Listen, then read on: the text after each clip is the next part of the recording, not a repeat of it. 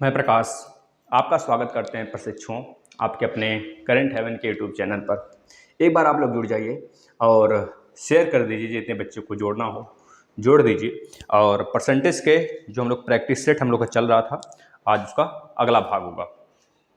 ठीक है दोस्तों, यानी कि यह 53वां क्लास है मैथ का, जिसमें हम लोग करीब 4 से 6 चैप्टर फिनिश कर लिए हैं। 6 चैप्टर लगभग फिनिश हो चुका है आपका। यह परसेंटेज चल रहा है, लगभग 4 से 5 दिन और इसकी क्लास आएगी आपके पास, जिसमें हम लोग टाइप वाइज क्वेश्चन कर रहे हैं। पहले हमने सीरीज से स्टार्ट किया लो लेवल से, अब थोड़े से लेवल आपके अप हो रहे हैं, है ना, कि आपको CTET, UP TET, super TET और यूपी ट्रिपल एससी पीईटी सबका एक ही जगह क्लास कंबाइन करके दे दिया जाए, है ना। तो आप बेहतरीन तरीके से पढ़ाई करिए। और अब देखते हैं हम लोग पहले क्वेश्चन को। देखिए, पहला क्वेश्चन थोड़ा सा उधर कट रहा होगा, लेकिन कुछ खास नहीं है क्वेश्चन, ध्यान से सुनिए और लिख लीजिए कॉपी पे। एक व्यक्ति की मासिक आय 5,000 रुपये है। कितने रुपए हैं? एक व्यक्ति का मासिक आय 5,000 रुपये है। यदि उसकी आय 30% यदि उसकी आय 30% बढ़ जाती है। यहाँ पे थोड़ा सोचने वाली बात है।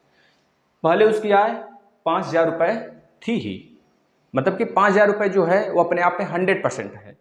अब बोला जा रहा है 30% बढ़ जाती है। 30% बढ़ जाती है, अगर बोलता है 30% घट जाता है तो 70% होता। 100 माइनस हम 30 कर देते हैं, लेकिन बोल रहा है 30% बढ़ जाती है, मतलब जो पहले 100% था अब 30% बढ़ के कितना हो गया? 130% हो गया। तो पूछा जा रहा है तो अब उसकी आय क्या है? तो एक लाइन में आप आंसर देंगे साथियों। पहले उसकी आय कितनी थी? 5,000 रुपये थी। 5,000 रुपये थी, यही 100% के बराबर है। समझिए, समझने की थोड़ी सी प्रयास करेंगे तो आप ऑटोमेटिक समझ जाएंगे। 5,000 रुपये थी पहले, वही अपने आप में 100% था। अब 30% बढ़ने की वजह से उसकी आय हो गई 130%। 30% बढ़ गया ना, तो फिलहाल अगर पहले की अपेक्षा देखेंगे तो 30% बढ़ा है। 30 का मतलब पहले 100 था, अब 30 बढ़ गया। 5,000 का 30% बढ़ाते हैं तो लगभग कितना आएगा दोस्तों? 1,500 रुपये आएगा। 1,500 रुपये आएगा। 3 पचे 15, तो लगभग 1,500 रुपये आपका आएगा। अब इसको काट लीजिए, कितना उसका बढ़ गया फाइनली? 13 पचे 65, यानी कि 65 के आगे 2 जीरो लगा दीजिए, है ना। 65 के आगे 2 जीरो लगा दीजिए, यानी कि 65 6,500 रुपये, है ना। 6,500 रुपये 50,000 होगा दोस्तों, है ना। चलिए, अगर 5,000 है तो उसका राशि कितना हो जाएगा? 6,500, मतलब 6,500 रुपये हो जाएगा बढ़कर, 30% बढ़कर। अगर फिलहाल में उसकी 5,000 है, 30% बढ़ाएंगे तो 150 रुपये, मतलब 1,500 रुपये और बढ़ जाएगा। 1,500 रुपये बढ़ने की वजह से 6,500 हो गया उसकी अब का आय। तो याद रखेंगे, इसका राइट आंसर क्या आ गया दोस्तों? 6,500। ठीक है ना। अगले प्रश्न को पढ़ते हैं। देखिए, बेहतरीन प्रश्न है अगला, ध्यान से आप लोग पढ़ते चलिए। एक वस्तु का मूल्य कितने रुपए है? 15,000 रुपये है। एक वस्तु का मूल्य 15,000 रुपये है। ऐसे प्रश्न आपके एग्जाम में आएंगे और आपको करना भी है। देखिएगा, आपको 1 टाइप, 2 टाइप, 3 टाइप, अलग अलग टाइप के प्रश्न लिए जाते हैं। तो आप इस तरह के जितने भी प्रश्न पाया करें, प्रैक्टिस किया करें। जितना प्रैक्टिस करेंगे उतने आपको परफेक्शन नजर आएगा अपने आप में। ठीक है। एक वस्तु का मूल्य 15,000 रुपये है, लेकिन बाजार में मंदी के कारण इसकी कीमत 8% घट गई। बाजार में मंदी के कारण इसकी कीमत 8% घट गई, तो वस्तु का नया मूल्य क्या है? मंदी है तो जाहिर सी बात है वस्तु का दाम घटा कर बेचेंगे। सड़ाना थोड़े है वस्तु, कोई खाने की सामान है तो सड़ना थोड़े है ना उसको किसी तरह औने पौने दाम पर उसे निकाल देना है। तो ध्यान से देखेंगे, जो 15,000 रुपये है इसका, तो पहले तो था ही उसका प्राइस, उसका मूल्य 15,000 रुपये था। लेकिन जब 8% घट गया, जैसे आपने यहाँ पे देखा 30% बढ़ा तो हमने 130 कर दिया। लेकिन अगर 30% उसकी आय घटती तो हम लोग 100 माइनस 30 कर देते तो आ जाता 70%। तो इसका 70% निकाल देते, वही आता उसका राइट आंसर होता। लेकिन 30% बढ़ा था तो हमने 130 प्लस करके निकाल दिया। इसी तरह इसमें 8% घट रहा है, तो 8% 100, कोई भी अपने आप में वस्तु जो होती है वो 100% प्राइस की होती है। तो 100 में से ही सारी चीज़ें प्लस या माइनस करते हैं। तो 100 माइनस अगर 8 करेंगे तो कितना बचेगा साथियों? 92 बचेगा। 92 अपान में 100 करिए, 0 0 से गया। 15 15 दूना 30 को 0 कैरी 3, 15 नवा 135 और 138, यानी कि 138, यानी कि 1 कितना हो गया? 13,800 रुपये उसकी प्राइस हो जाएगी मंदी के कारण। ठीक है ना। यह हो गया इसका हल। सिंपल सा था, इसमें कुछ नहीं करना है। नेक्स्ट प्रश्न को पढ़ते हैं। एक व्यक्ति को 20% की हानि होती है, एक व्यक्ति है उसे 20% की हानि होती है, शेष का 25% खर्च करने के बाद जो उसे 20% की हानि हुई, अब 20% की उसे हानि हो चुकी है तो उसके पास कितना बचा, 80% ही तो बचा। जो 80% बचा है उसमें से बोला है शेष का 25% खर्च करने के बाद उसके पास 480 रुपये बचता है, तो मूल रूप से उसके पास कितनी राशि है। तो ध्यान से समझिए इसको आप लोग। पहले उन्होंने 20% हानि सह ली, जब 20% हानि सह लिया उन्होंने तो 80% उसके पास बचेगा। जो 80% बचा है उसमें से भी उन्होंने 25% खर्च कर दिया, 25% खर्च कर दिया, तो उसके बाद जो फाइनल बचा राशि 480 रुपये बचा। तो बताना है मूल रुपये उसके पास कितना था। तो आप उल्टा भी चल सकते हैं और सीधा जब भी चल सकते हैं। तो देखिए हम लोग कैसे इसको सॉल्व करेंगे। चुटकी में हम लोग मान लेते हैं उसके पास 100 रुपये था, क्योंकि अपने आप में कोई भी राशि 100% ही होता है, यह बार बार हम आपको बोले जा रहे हैं। या फिर आप उसे x मान लेते हैं, x y z कुछ भी मान लीजिए। तो हम मान लेते हैं x। उसके बाद जो पहले राशि थी वह x थी, x में से उन्होंने 20% की हानि सह ली तो उसके पास 80% बचा। कितना बचा, 80% बचा। उस 80% में से भी इन्होंने 25% खर्च कर दिया। अब टोटल जो उसके पास राशि बची है वो कितनी, देखिए 25% उन्होंने खर्च किया है तो उसके पास कितनी बचा, 75% बचेगा। यहाँ ध्यान देना है थोड़ा सा, 75% बचा है। उन्होंने 25% खर्च किया है। अगर पूछा होता 25% जो खर्च किया गया है वह राशि बताइए, तब हम यहाँ पे 25 से मल्टीप्लाई करते, 25% से मल्टीप्लाई करते। लेकिन बोला गया है उसके पास कितनी राशि बची, पहले 20% की हानि सहा था तो 80% बचा। अब 25% उन्होंने खर्च कर दिया तो 75% बचा इसी का। ये जितनी राशि आई थी उसका 75% बचाएगा उसके पास।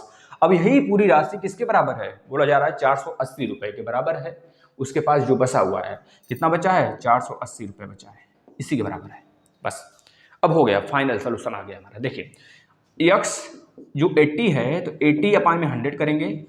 हमने बताया है परसेंटेज हटेगा भिन्न में लाने के लिए, जब हम तब हमेशा क्या करते हैं 100 से डिवाइड करते हैं, इंटू 75 अपान में 100 बराबर 480। बस इसको फाइनली सॉल्व कर दीजिए। देखिए 3 यहाँ पे 4 आएगा, 25 से काटेंगे तो 4 दूनी 8 होगा, 20 25 100 हो जाएगा, 5 हो गया। अब यहाँ पे 5 बचा है, यहाँ पे 3 बचा है। आपको पता है 3 से 48 को काटेंगे 16 बार में कटेगा, 16 3 48, एक जीरो यहाँ पे बचा है, जीरो चिपका दीजिए, 160 हो गया। और नीचे यहाँ पे 5 है तो एक्स की वैल्यू कितनी आ गई, 800। यानी कि फाइनली उसके पास 800 रुपये था। समझ गए कि नहीं। अब अगर आपको रिवर्स क्रॉस चेक करना है तो क्रॉस चेक कर लीजिए। 800 में से 20% की उन्होंने हानि सही, तो देखिए 800 का आप क्या निकालेंगे, 20% जब हानि उन्होंने सह लिया तो 80%, यानी 80% उसके पास बचा। 80% का मतलब 80/100। अब इस 80 में से भी उन्होंने क्या किया था, 25% खर्च किया था, तो उसके पास कितना बचा था, 75%। तो 75% इसका निकाल दीजिए, 75/100। अब यह सारी जो आप कैलकुलेशन करेंगे ये किसके बराबर आना चाहिए दोस्तों, ये आना चाहिए आपके 480 रुपये के बराबर। देखिए आ रहा है, क्या आ रहा है, तो मतलब आपका आंसर क्या होगा, 800 रुपये होगा। इसका राइट आंसर 800 रुपये होगा। उसके पास मूलधन जो था कितना था, 800 रुपये था। ठीक है, चलिए देखिए ये फाइनल आ रहा है क्या, 480 रुपये। करिए सॉल्व इसे। देखिए जो 2 जीरो से गया, यहाँ पे 3 और यहाँ पे 4 बचेगा, 25 3 75, 25 चौका 100। 4 से काटेंगे तो 4 दूनी 8 बार में गया, नीचे कुछ बचा है, नहीं बचा है। 3 दूना 6, 6 7 42, 6 48, 48, एक जीरो इसके आगे लगा देंगे इसमें, तो हो गया 480। आ गया ना 480 हमारा, वही तो पूछा जा रहा था, वही तो उसके पास शेष बचा था। ठीक है, चलिए नेक्स्ट प्रश्न पे चलते हैं। इधर लिखा गया 2 प्रश्न, देखिएगा बेहतरीन प्रश्न है दोस्तों। ऐसे प्रश्न आते हैं तो इसको आप स्क्रीनशॉट ले लेंगे, प्रश्न को इसको स्क्रीनशॉट ले लेंगे, हम इतने में करा देंगे बीच में। देखिए आपको दिख रहा है तो ध्यान से देखेंगे, पहले लिख लीजिए। एक परीक्षा में एक उम्मीदवार 25% अंक प्राप्त करता है। कितना परसेंट, 25% अंक प्राप्त करता है और 45 अंक से असफल हो जाता है।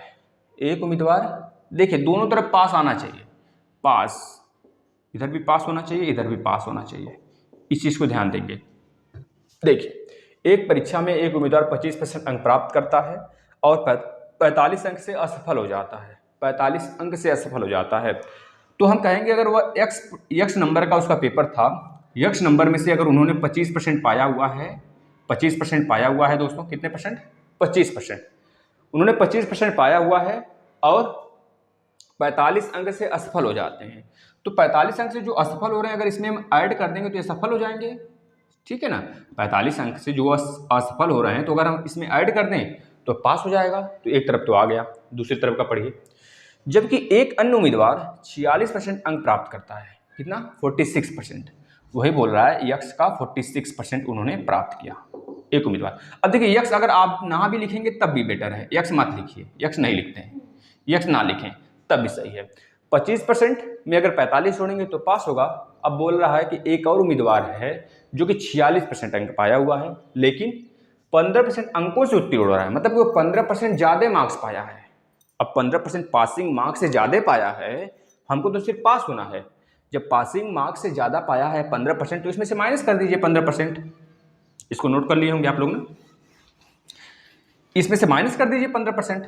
15% अगर माइनस करते हैं तो यह वाला भी पास होगा, यह वाला भी पास होगा, तो दोनों में कोई अंतर नहीं होगा। एक बार फिर से ध्यान से समझिएगा, बोला जा रहा है 25% अंक तो वो पास होने के लिए उसको, मतलब वो पाया है, एक लड़का 25% अंक पाया है, और उसमें से अगर वो 45 अंक और पा जाता तो वो पास हो जाता, मतलब 45 अंक से फेल हो गया। तो हमने क्या किया, 45 जोड़ दिया, तो वो पास के बराबर हो गया।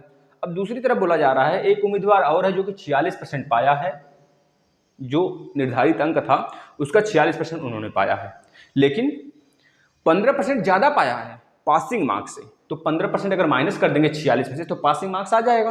अब ये भी पासिंग मार्क्स था, 45 जोड़ के पासिंग मार्क्स हम लोग लाए, और इसमें से 15% माइनस करके हमने पासिंग मार्क्स ला दिया। दोनों बराबर हो गए कि नहीं, दोनों के मार्क्स। चलिए अब देखिए, यहाँ पे 25% है, यहाँ पे 46% है, यहाँ पे 15% है, तो 46 माइनस 15 इधर 25 है। क्या करेंगे, इधर 45 रहने देंगे, जो भी परसेंटेज वाले हैं उसको एक तरफ कर लीजिए। 6 माइनस 5 1 बचेगा, 4 माइनस 1 3 बचेगा, 31% इधर होगा और ये 25% इधर आएगा, तो ये भी माइनस में बदलेगा। अब इसको माइनस करेंगे तो 6%, इधर कितना बचेगा 6%, ये परसेंटेज में है, परसेंटेज वाले को ही माइनस हमने किया है दोस्तों। देखिए आप एक्स वाई जेड लिखते तो बहुत ज़्यादा कैलकुलेशन हो जाता, 25/100 लिखते, 46/100 लिखते, फिर काटते, तो मतलब बहुत ज़्यादा कैलकुलेशन हो जाता। तो इस तरह के प्रश्न को हम इसी रूप में करेंगे तो आसानी से कम समय में डील कर पाएंगे। 31 माइनस 25 6% बराबर 45, कितना हो गया 45। अब 6% का मतलब क्या, 6% है, मतलब 1% की वैल्यू कितनी होगी, 1% की वैल्यू कितनी हो जाएगी दोस्तों, देख लीजिए, 6 सते 42, 6 सते 42, कितना बचेगा 3 बचेगा, 6 पचे 30, 7.5 हो गया। 1% की वैल्यू 7.5 अंक के बराबर है, तो 100% अंक की वैल्यू कितनी होगी, मतलब यही तो पूछा गया है। उत्तीर्ण होता है तो पास मार्क्स क्या है, तो पासिंग मार्क्स क्या है, पासिंग मार्क्स कितना था 100% था, तो 100% हमको लाना है यहाँ पे, तो 100 से दोनों तरफ मल्टीप्लाई करेंगे। 100% बराबर 7.5 इंटू 100 कितना होगा 750।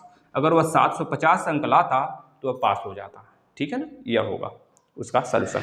चलिए अब हमने एक और प्रश्न लिखा है यहाँ पे, देखिएगा इस प्रश्न को, बेहतरीन प्रश्न है दोस्तों ये भी।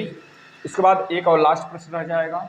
आपको इसी सारे जितने भी सलूशन कराए जाते हैं, इसी सलूशन में से आपको एग्जाम में प्रश्न जरूर देखने को मिलेंगे। इससे बाहर तो बहुत ही ना के बराबर उम्मीद रहेगा दोस्तों, इतना मान के चलिएगा। कॉन्सेप्ट यही रहेंगे, हो सकता है आपको यही डाटा भी यही सेम का सेम मिल जाए, क्योंकि हम पिछले ईयर्स के क्वेश्चन का कलेक्शन भी लेके साथ चल रहे हैं।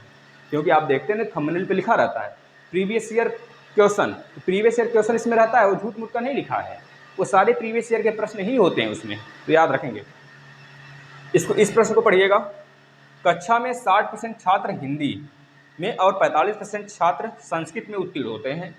कक्षा में 60% जो छात्र हैं वो हिंदी में उत्तीर्ण होते हैं और 45% छात्र जो है संस्कृत में उत्तीर्ण होते हैं। यदि उनमें से 25% दोनों विषयों में पास हो जाते हैं, जो संस्कृत है और हिंदी है उनमें से दोनों विषयों में 25% पास हो जाते हैं, तो बताना है दोनों विषयों में कितने छात्र फेल हुए। तो अगर इस तरह का प्रश्न आता है तो हम पाई चार्ट से करते हैं, इस प्रकार से बनाते हैं। अब हमको सबसे पहले यहाँ पे लिखना हिंदी है और यह संस्कृत है, दो चीज हमको लिख देना है।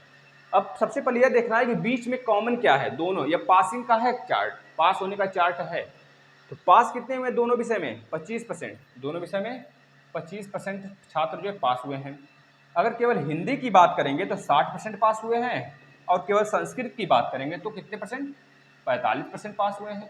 लेकिन दोनों विषय में 25% पास हुए हैं, तो यहाँ पे जो आएगा वो 45 माइनस 25 आएगा। क्यों? क्योंकि जो इसका 25% है वो तो इसमें है, इसमें तो पहले से है। देखिए ना, ये वाला इसका 25% इसमें पहले से है, तो 45 माइनस 25 करके लिखेंगे, यानी इसमें कितना आ जाएगा, 20% होगा। ठीक है, अब इसमें देखिए 60% है, तो 60% का 25% इसमें आ चुका है पहले से। देखिए इस सर्कल में आ चुका है पहले से, क्योंकि कॉमन है ना, तो इसमें आ चुका है दोस्तों, ये चीज़ देख रहे हैं आप। अब इसमें क्या होगा, 60 माइनस 25 यानी कितना होगा, 35%। अब आपको पता है जो पास हुए हैं छात्र 35%, 25%, 20%, ये तो पास हुए हैं, लेकिन दोनों विषय में पास सिर्फ 25% ही है। आपसे पूछा गया दोनों विषयों में फेल कितने हैं, तो इन तीनों को ऐड कर देंगे, कितना होगा, 80%। तीनों को ऐड करेंगे तो 80% आएगा, मतलब 80% जो विद्यार्थी हैं वो तो पास हुए हैं। अब यह नहीं कहा जा सकता दोनों विषय में पास हुए हैं या कि एक विषय में पास हुए हैं। एक विषय में पास होने वाले अगर देखा जाए तो 35 प्लस 20 हैं, 35% प्लस 20% है, यह एक विषय में पास हैं। एक विषय में अगर पास पूछा जाता आपसे तो 35% प्लस 20% बताते, कितना आ जाता, 35 प्लस 20 55%। यह चीज़ अगर आपसे पूछा होता एक विषय में फेल छात्र कितने हैं, या फिर हिंदी में पास हो, संस्कृत में फेल हो, या फिर संस्कृत में पास हो, हिंदी में फेल हो, तो इस प्रकार कितने छात्र हैं, तो आपको पता होना चाहिए जब 55% पास हैं हिंदी या संस्कृत में, तो फेल कितने होंगे, 100 माइनस 55%, जो आएगा 45% ही आएगा ना, 45% जो आएंगे दोस्तों, ये किसी एक विषय में फेल होंगे। एक विषय वाले फेल ये होंगे। कैसे हमने निकाला, एक विषय में पहले पास वाला ऐड कर लिया, केवल पास एक विषय में, तो निकाल लिया 45% आ गया। जो 45% आया है, सॉरी, या इसको ऐड करेंगे 55% आया। अभी जो 55% आया है तो एक विषय में पास हैं। अगर आपसे पूछा जाता एक विषय में फेल कितने हैं, तो 100 माइनस आप क्या कर लेते, एक विषय में पास को, तो आ जाता एक विषय में फेल। लेकिन आपसे इस प्रश्न में क्या पूछा गया है दोस्तों कि दोनों विषय में फेल छात्र कितने हैं, तो हमको निकालना होगा दोनों विषयों में पास छात्र कितने हैं। दो तो टोटल पास छात्र कितने हैं, तो 80% है, 100 माइनस 80 कर देंगे तो आ जाएगा 20%। जो 20% है यह दोनों विषयों में फेल है। ठीक है ना। अगर आपसे पूछा होता हिंदी में कितने फेल छात्र हैं, हिंदी में, केवल हिंदी में, तो हिंदी में तो 35% पास हैं। केवल हिंदी में अगर पूछा जाता कितने परसेंट फेल हैं, तो केवल हिंदी में 35% तो पास हैं, तो कितने परसेंट फेल हुए, 65% क्या हुए, फेल हुए केवल हिंदी में। अगर पूछा जाता केवल संस्कृत में कितने परसेंट फेल हैं, तो पहले आप निकालते संस्कृत में केवल संस्कृत में कितने परसेंट पास हैं, 20% पास हैं, तो केवल संस्कृत में कितने परसेंट फेल हैं, 100 माइनस 80% फेल है। जाहिर सी बात है केवल संस्कृत में 80% तो फेल हुए, केवल संस्कृत की बात किया जा रहा है, इस चीज़ को दिमाग में रखेंगे। अब देखिए जो 65% आया है, 80% आया है, अब आपको क्या करना होगा पता है, अगर केवल संस्कृत की बात किया है ना, यह तो 25% दोनों में कॉमन है, तो याद रखेंगे इसमें से भी 25 माइनस करना पड़ेगा, तो आ जाएगा कितना, 65 और 25 करेंगे तो 40%। अब यह सही आंसर होगा दोस्तों, केवल और केवल, क्योंकि यह भी तो इसमें इंक्लूड है। अगर पूछा जाता केवल हिंदी में कितने परसेंट फेल हैं, तो 65%, पहले इसका निकाल लेते, 35% जब पास हैं तो कितना हो जाता, 540, यानी कि 65% केवल हिंदी में फेल है। लेकिन यह जो 25% यह भी तो पास है हिंदी में, तो इसको भी तो माइनस करेंगे इसमें से, तो 40% आएगा। 40% जो छात्र हैं वो पूरे ऐसे छात्र हैं जो कि हिंदी में फेल ही हैं, समझ गए, पूरे छात्र 40% जो हिंदी में फेल हैं। अगर पूछा जाता कितने परसेंट छात्र केवल संस्कृत में फेल हैं, तो 80 माइनस 25, 80 तो आ गया आपका, 80 माइनस 25 करते कितना आता, 65 आता, 65 आता, 65 में से 25 माइनस करते, 25 माइनस करते तब कितना आ जाता, देख लीजिए, 5 जीरो गया और 60 में से 20 गया, कितना आ गया, 40%। यहाँ पे भी 40% फेल है, समझ गए कि नहीं, एक सब्जेक्ट में, संस्कृत में भी 40% और हिंदी में भी 40%। इस तरह से प्रश्न लगता है दोस्तों, बहुत बेहतरीन प्रश्न होते हैं, एक ही चार्ट से आप सब कुछ निकाल सकते हैं, बस कॉन्सेप्ट क्लियर होना चाहिए आपका परसेंटेज का। चलिए एक और बेहतरीन प्रश्न लेते हैं लास्ट, इसके बाद सेशन समाप्त करते हैं। अगर इस तरह के प्रश्न आ जाए तो कैसे करेंगे, यदि एक संख्या में 20% की वृद्धि, यदि एक संख्या में 20% की वृद्धि होती है, एक संख्या में 20% की वृद्धि होती है और उसी संख्या में फिर से 20% का क्या हो जाता है, कमी हो जाती है, तो बताइए तो बताइए उस पूरे संख्या में कितने परसेंट की वृद्धि या कमी हुई है, बस ये बताना है। अगर कोई संख्या है, पहले उसमें 20% की वृद्धि होती है, फिर उसमें 20% की कमी हो जाती है, तो बताना है पूरी उस संख्या में इन दोनों प्रोसेस के बाद कमी हुई या फिर वृद्धि हुई।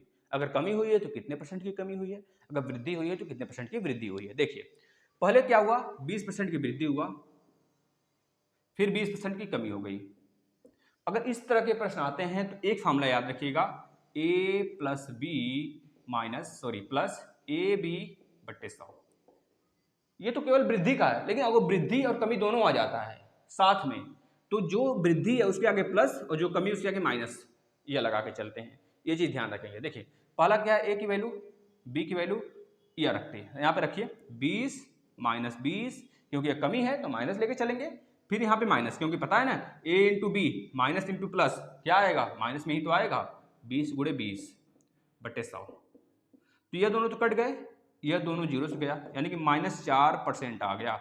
ये जो -4% आया है मित्रों ना, ये पता है क्या बता रहा है आपको, जो माइनस लगा है इस वजह से कमी बता रहा है। तो याद रखेंगे, जब किसी संख्या में 20% की कमी होती है और उतना ही वृद्धि होती है, या फिर 10% की कमी होती है और उतना ही वृद्धि होती है, या फिर 50% की वृद्धि होती है और उतना ही कमी होती है, अगर 60% की वृद्धि होती है और 60% की कमी भी होती है, अगर समान समान होते हैं तो हमेशा हमेशा याद रखेंगे उसमें कमी ही होगा। और आपको क्या करना है पता है, सिर्फ अगर 60 है और 60 है, 60 की कमी 60 की वृद्धि, 40 की कमी और 40 की वृद्धि, अगर 50 की कमी और 50 की वृद्धि होती है तो मान के चलेंगे पहले तो इसमें कमी ही होगा। और क्या करेंगे, कितना होगा कमी, तो बताएंगे 4 गुणे 4 16% होगा। कब, जब 40% की वृद्धि 40% की कमी होगी। 50 और 50 का जब वृद्धि और कमी होगा तो 5 बचे 25% की क्या होगी, कमी होगी टोटल में। जब 60 और 60 की वृद्धि और कमी होगी तो मिला जुला के 36% का क्या होगा, कमी होगा। दोस्तों याद रखेंगे, ये क्वेश्चन डायरेक्टली बनेगा। उसी तरह देखिए 20% कमी हुआ वृद्धि हुआ, तो 2 और 2 4% का क्या हुआ दोस्तों, कमी हो गया। ये चीज इस तरह से ऐसे प्रश्न लगते हैं दोस्तों। अगर आपको ऐसे ही सारे प्रश्न डील करने हैं तो सारे पिछले वीडियो आप देख डालिए दोस्तों, एक भी वीडियो मत छोड़िएगा दोस्तों, क्योंकि आपके लिए ये सारी चीज़ें फ्री दिए जा रहे हैं। हिंदी का भी सेशन चल रहा है, कल हिंदी का एक धांसू वीडियो आया था जिसमें हम लोग रस बिल्कुल ट्रिक से पढ़े थे। 15 मिनट की वीडियो थी, उसमें सारा रस आपका क्लियर मात्र 4 लाइन के ट्रिक से, भविष्य में कभी नहीं भूलेंगे। और ज्योग्राफी का भी सेशन चलता है, उसको ज्वाइन कर लीजिए। किसी भी एग्जाम में बैठिए यार, वहाँ से 100% प्रश्न आने वाला है। और सुबह एक 6 बजे करंट अफेयर का क्लास चलता है, चाहे जिस भी एग्जाम में बैठे, यूपी टेट का ही उठा के देख लेंगे पेपर, उसमें 3 से 4 या 5 प्रश्न तो ऐसे आते हैं जो डायरेक्टली करंट अफेयर के होते हैं, ठीक है ना। और उसे आप जीके समझ बैठे हैं, लेकिन जीके नहीं, अगर आपको सुपर टेट तक जाना है, बेहतरीन तैयारी करनी है अभी से, अगर मन बना है, पास होना है, नौकरी लेनी है शिक्षक का, तो याद रखिएगा दोस्तों, तैयारी पहले से होनी चाहिए। इतना ध्यान रखिए। डेली 15 मिनट का सेशन होता है 6 बजे सुबह करंट अफेयर का, तो उसको आप दिन में चाहे जब ले लें, बेहतरीन तरीके से आपका करंट अफेयर जीके क्लियर होगा। किसी की कोई बुक पढ़ने की जरूरत नहीं पड़ेगी आपको, ज्योग्राफी के लिए कोई बुक पढ़ने की जरूरत नहीं है। जितना पढ़ाया जा रहा है सिर्फ उसको कवर करते रहिए, नोट्स बनाते रहिए बस। मैथ, हिंदी, अभी हम सीडीपी वगैरह का भी स्टार्ट करने वाले हैं, सारे टेस्ट बुक लाया गया है, ठीक है ना। चलिए और बेहतरीन तरीके से पढ़ाई करिए। धन्यवाद।